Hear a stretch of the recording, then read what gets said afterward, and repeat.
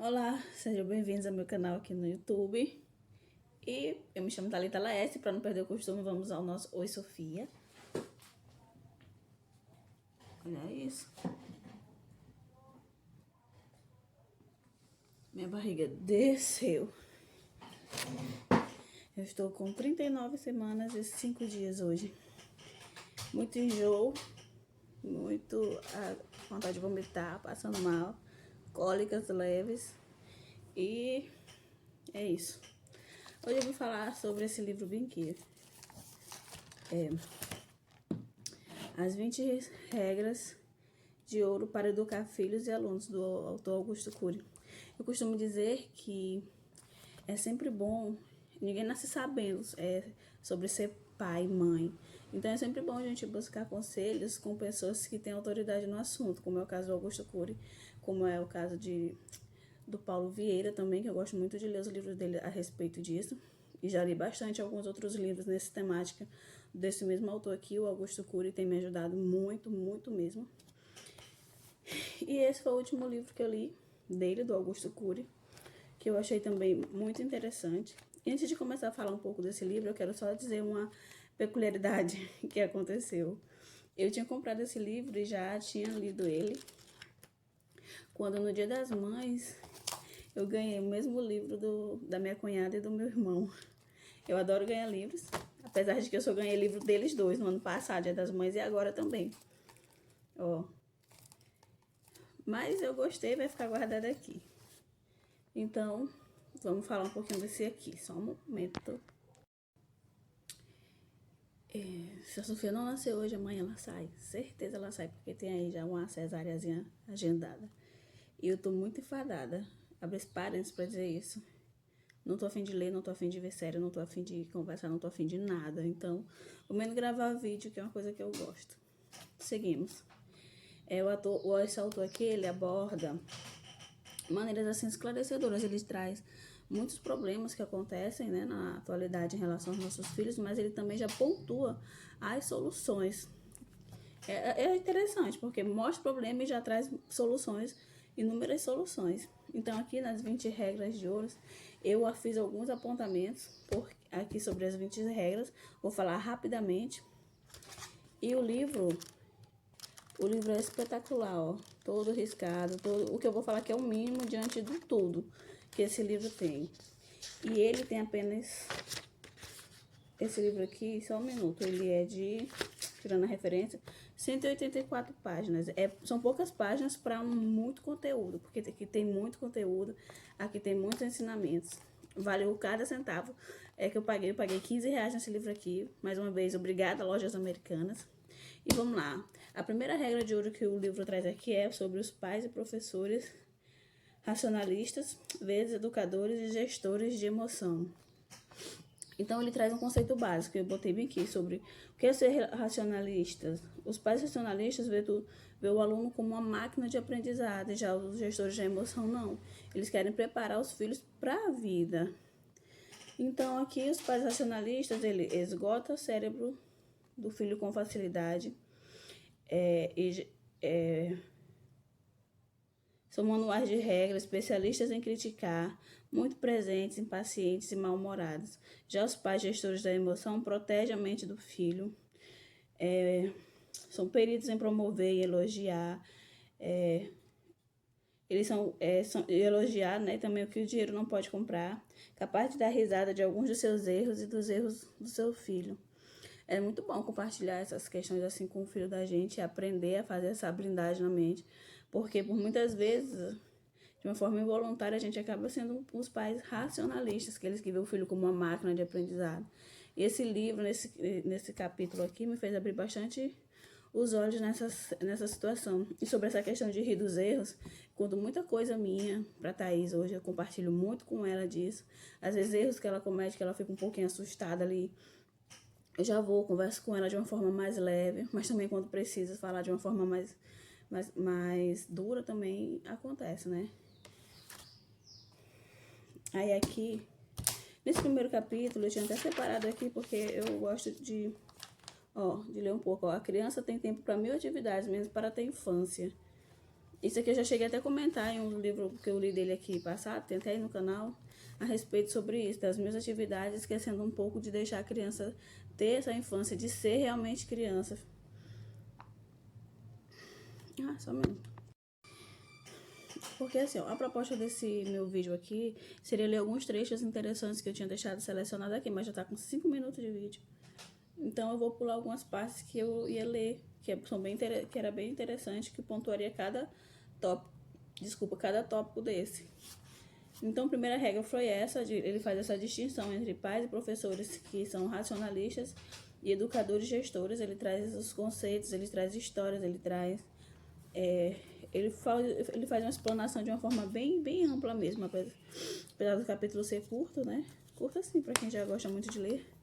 Então, a segunda regra de ouro é gerindo a mente, formando um eu maduro.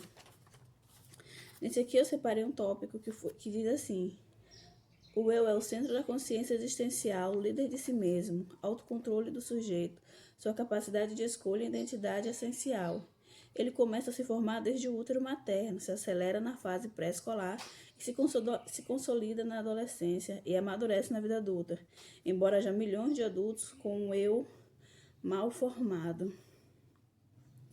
Essa questão de ver adultos com o eu mal formado me ligou bastante um alerta em relação à minha filha, porque nessa questão de formar um eu maduro, uma coisa que eu sei que hoje não está atrelada a essa formação é a superproteção. E muitas vezes a gente fazemos isso, eu faço isso de forma involuntária.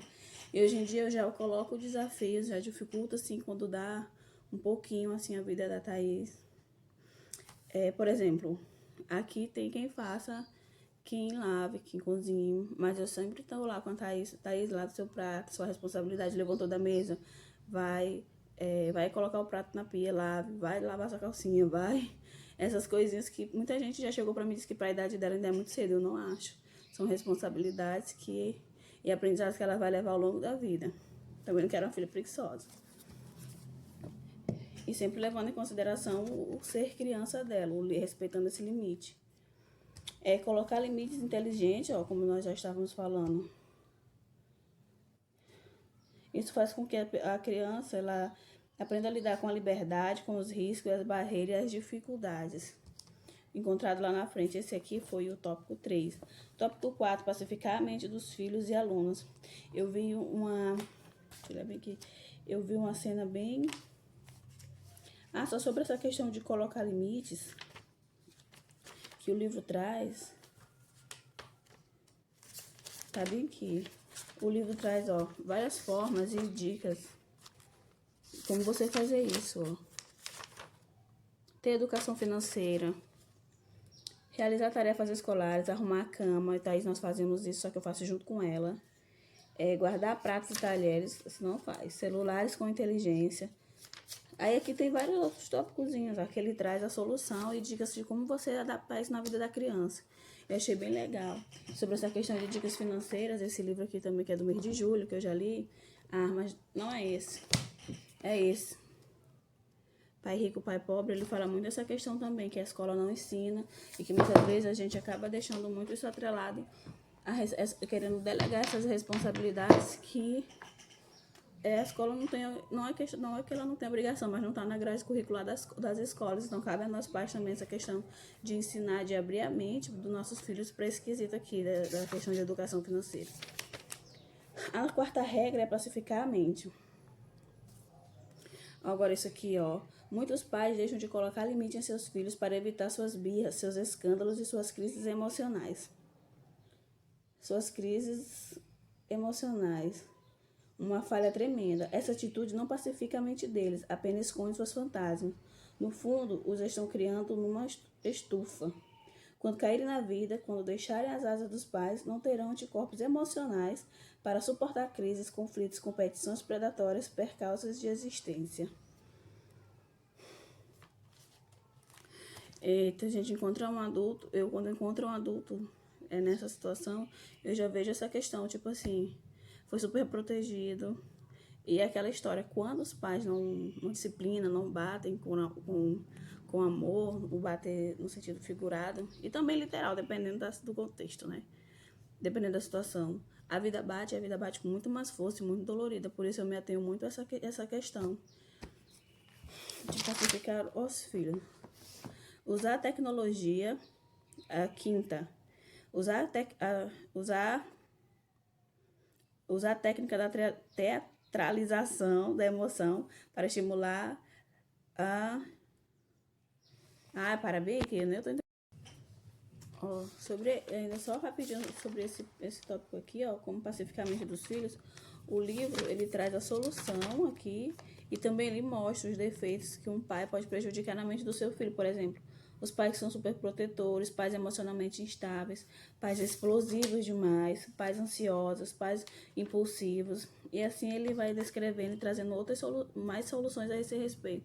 Aqui eu vi uma imagem no Instagram que eu achei muito interessante, falava assim, como você pode, tipo assim, querer que a criança aprenda a lidar com seus sentimentos apenas por um falar. E lá na imagem estava tipo assim, a criança birrando, e a mãe vinha com mais explosivo ainda do que a criança, por exemplo, tia quieta, aquela coisa toda. Sendo que quando a criança está assim, ela não sabe lidar com sentimentos. Às vezes a gente que é adulto é complicado saber lidar com nossas emoções, imagine uma criança. Então, hoje em dia, em algumas situações, claro, cada regra há exceções.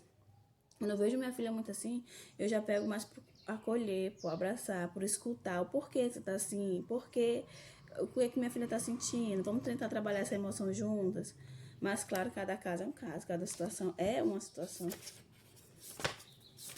E aqui, essa questão de usar, essa palavra tá difícil para mim hoje, teatralização da emoção para estimular dos filhos é pensar antes de reagir.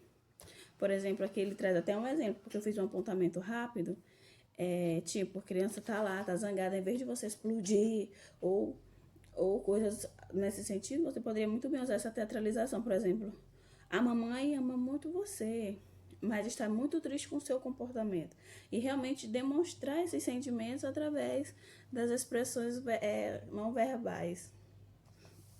Prevenir a obesidade física e emocional. Eu acho que a física já é muito claro, né? A questão das atividades físicas é muito importante na rotina da criança. E a questão emocional é o lixo que muitas vezes, tecnológico, por exemplo, ela está consumindo ali de forma exagerada. Isso é apenas um exemplo dentre muitos que tem. E o livro, ele especifica, ele detalha bastante essa questão. E outro ponto aqui, que é o ponto 7, é controlar a ansiedade na era digital. Eu tô tentando falar muito rápido, porque o livro o videozinho aqui já tá muito longo, e também porque são 20 regras de ouro. E isso que eu tô falando é basicamente assim, o miolo do miolo do miolo, porque o livro ele traz uma explanação bem ampla, bem objetiva também a respeito de todos esses tópicos que eu tô falando aqui, tópicos. Então, a 7ª fala sobre controlar a ansiedade na era digital. E eu marquei aqui a página 103, porque eu achei muito interessante. Eu já tinha lido, já trouxe aqui exemplos, já falei a respeito também aqui em outras oportunidades de livros que eu li a respeito de educação da minha filha, a respeito do sono, do excesso de tecnologia que estava prejudicando bastante, causando muita ansiedade na minha pequena. Então aqui na página 103 do livro, ele fala a respeito, o sono é o motor da vida, o tempo de renovação das energias físicas e mental, o momento de trégua onde uma criança, um jovem, um adulto deixam as batalhas diárias, sejam estudantes ou profissionais, para viver um período solene de paz e equilíbrio. Usar o smartphone, entrar nas mídias digitais e jogar videogames libera dopamina, mesma substância liberada com o uso de drogas. E aqui, o uso excessivo deste aparelho pode viciar, provocar insônia, ansiedade e sintomas psicossomáticos. Então, tem até outros apontamentos que eu iria falar aqui, mas compre um livro para você saber. Quer educar seus filhos com boa qualidade, tá aqui a boa indicação. Então, para mim, hoje em dia, eu já lendo outros livros do Augusto Cury e também do Paulo Vieira, que foi o primeiro que eu li no início de janeiro, ele falava muito a esse respeito. Então, aqui já cortamos bastante mesmo. Qualidade de sono da minha filha, bem melhor, 1000 vezes melhor, super feliz agora. Questão da ansiedade, de tudo isso, melhorou já 100%. O 8, cuidar do corpo e prevenir drogas. Sempre eu marco a página que era para fazer alguns apontamentos, né? O esporte desacelera a mente, aquieta os pensamentos perturbadores, melhora a autoestima. E Esse capítulo todo aqui, eles estão sempre muito bem marcados, tem muitos conceitos, tem algo sempre muito bom a ser extraídos. E sobre essa questão da vida da minha filha não foi diferente. Ela praticava atletismo, apesar de não tava se adaptando, gostando muito. E também jiu-jitsu. E eu tirei para botar uma atividade que seja um pouco mais relaxante também para ela. Hoje ela faz natação. E tem sido muito bom. E sempre vai ter, sim, esporte na vida dela. Agora a gente já tá vendo aí a possibilidade para ela fazer, aos sábados, aula de arte, de pintura, que ela ama pintar. E é algo relaxante também.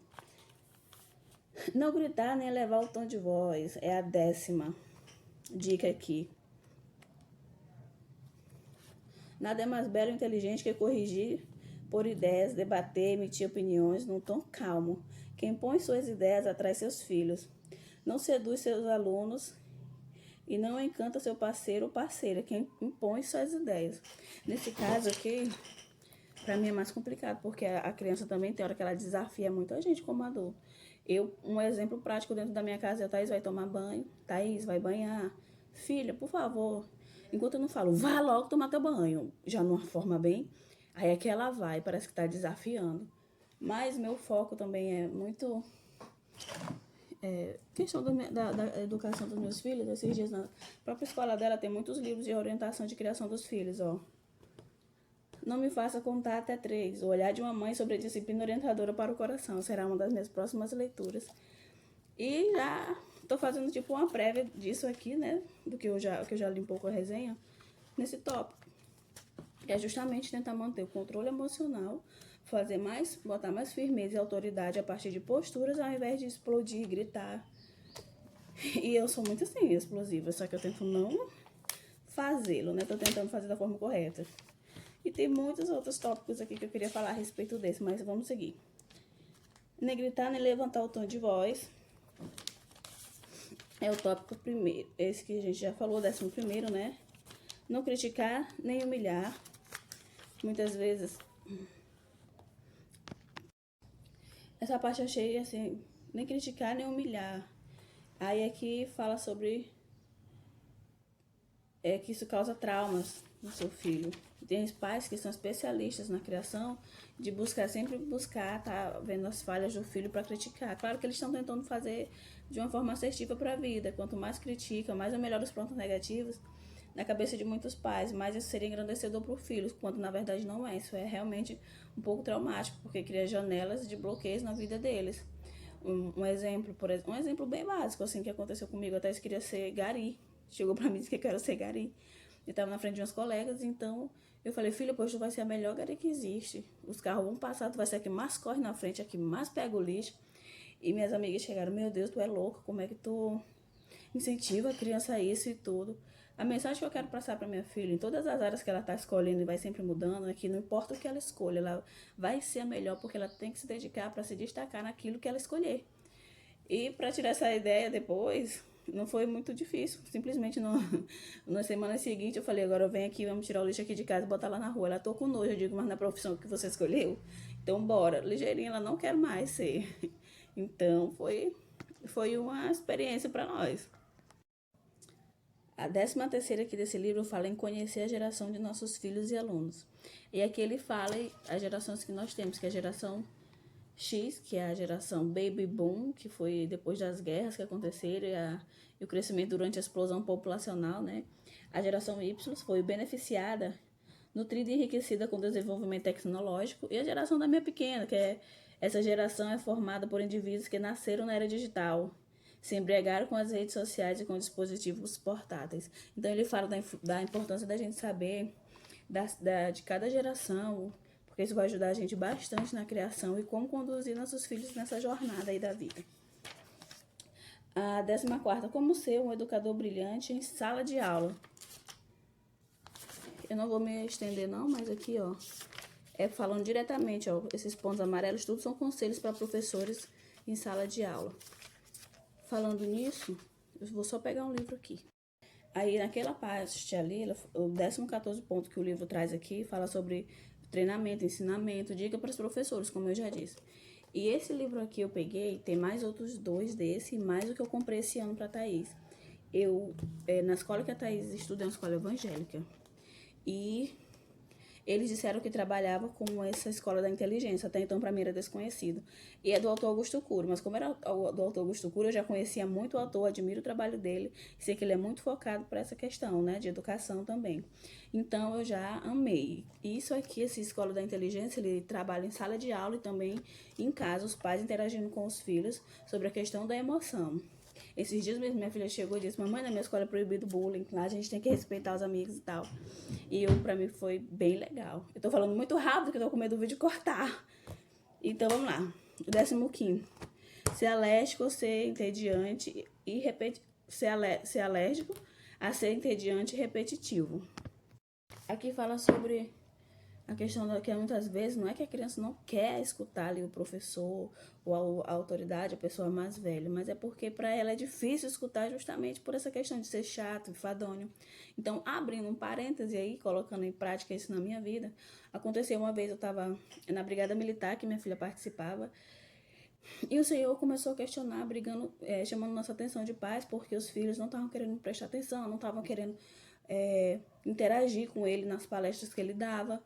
E para mim, a forma que ele estava falando, a forma como ele estava explanando era maçante. Então eu falei para ele, pedi a oportunidade para falar e falei: olha, é complicado, porque a gente como adulto, é difícil você prender atenção numa coisa que é chata, é maçante. Imagine para uma criança. Por exemplo, você não pode dar uma aula para um adulto e querer que a mesma metodologia de um adulto vai servir para uma criança. Eu já fui professora em escolas na igreja e já ensinei várias categorias de cada fasezinha de aula, de alunos, por idade, por exemplo. Cada sala por idade, essa é a palavra, a frase correta. Por exemplo, uma criança de 4 a 5 anos, a gente leva fantoche, a gente se veste dos personagens da Bíblia e chama a atenção daquela criança. Você vai dar aula para uns adolescentes, você não vai de qualquer jeito, você já vai usar uma dinâmica mais voltada ali para aquele público. Então, para cada público há uma dinâmica. Então, esse é um quesito que eu achei bem legal e eu lembrei muito dessa situação. Então, em ser alérgico, ser entediante e repetitivo. O 16 é dialogar com inteligência. Eu vou respirar. Amanhã a Sofia nasce. Amanhã ela nasce. Nem que seja na faca. Ai, vamos lá. 16ª. Dialogar com inteligência. Aí bem que ele traz um conceito: construir uma pauta de diálogo frequente, agradável e relaxante, aproxima o planeta da mente dos educadores e dos educandos, cruza mundos, produz espaços internos explorados. Aí ele bota aqui, ó, vários conceitos de o que você deve entender por dialogar e dialogar da forma correta. Aí aqui eu lembrei um exemplo do livro Poder da Ação, do Paulo Vieira. Agora eu não lembro se foi do livro ou se foi de uma palestra que eu assisti dele, que ele falava que o rapaz procurava ele numa mentoria e falava: minha filha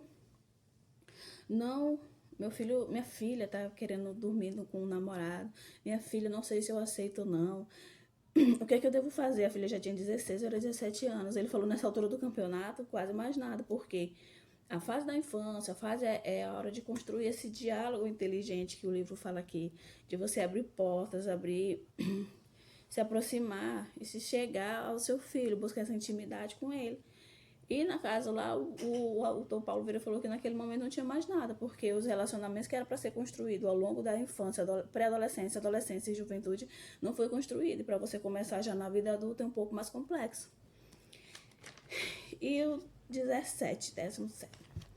Fazer a higiene mental, a técnica do decidir, do duvidar, criticar e decidir. Eu já até falei também num dos outros livros que tem resenha aqui no canal dele a esse respeito. Mais voltado para a criança, ensinar a criança a fazer isso. E eu tento buscar fazer isso, através também já buscando esse diálogo também inteligente com minha filha. E tem aí, explicando um pouquinho sobre o que é, né? Vamos lá, agora o 18º. Dar excesso de presente gera mendigos emocionais. Ah, isso aqui foi um tapa na minha cara. Aí bem que os pais deveriam ser melhores palhaços, os grandes heróis e os mais excelentes contadores de histórias para seus filhos, mas estão com enorme déficit de energia, passarinho, biopsíquica. Por isso, os saturam de presentes para compensar a sua ausência emocional. Assim que eu cheguei aqui em Codó, eu comecei a trabalhar numa clínica para poder prover minha filha do melhor escola e o que eu pudesse dar para ela. Fora isso, eu vendia vários outros produtos. Ai, vai acabar. Vendia várias outras coisas e assim, eu comecei a comprar realmente presentes para preencher o lado dela, buscando coisas que aumentassem o intelecto dela através de brinquedos. E hoje eu vejo que foi muito errado da minha parte. Hoje eu compartilho minha história com ela, passo mais tempo de qualidade brincando com coisas simples e o resultado é bem melhor. O 19, transferir o capital das experiências, dar o que o dinheiro não pode comprar. Tá atrelado ao que eu falei aqui agora há pouco. E o 20, ter uma mente que celebra os acertos e não é viciada em corrigir erros. Nós já até falamos um pouco disso aqui. Que tem pais que são especialistas apenas em corrigir e criticar, mas tem dificuldade em elogiar e em exaltar as qualidades do filho. Isso aí é algo que eu coloco em prática também com a minha filha, que tem dado muito certo. Então é isso, já vai acabar, até um próximo vídeo. E antes da Sofia nascer, eu pretendo mostrar mais 2 livros, que foi o que eu encerrei o mês de maio. Pretendo trazer aqui. Beijos e até mais.